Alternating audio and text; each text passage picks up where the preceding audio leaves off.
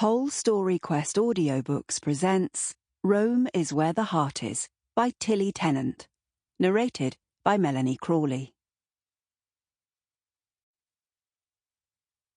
1.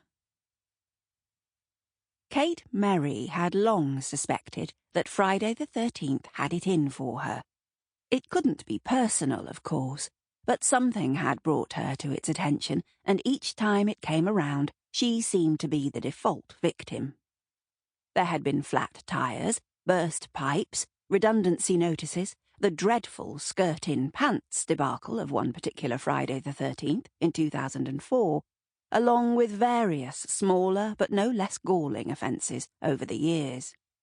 Even as a child she had been on the Friday the 13th bad luck radar, falling victim to a tricycle clash in the playground of her primary school that had resulted in a broken toe. But all those past days of misfortune would be eclipsed by the Friday the 13th when she was 30, a day that would change her life forever.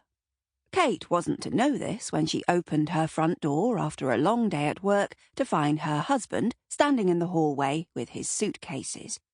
But although this was by far the worst Friday the 13th ever, it also marked the day when Lady Luck had finally had enough of taunting her.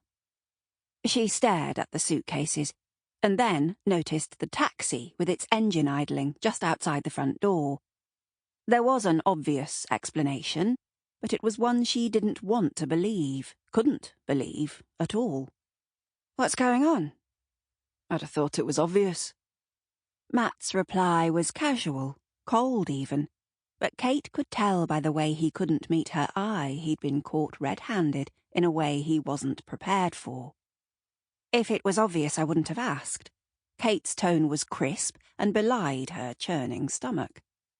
"I'm going to stay at Connor's for a bit, sort my head out." "Connor's? What do you mean, sort your head out? What's to sort?" "Us. At least, what I think about us." "What does that mean?" "What do you think it means? You can't say you didn't see this coming." Kate stared back at him.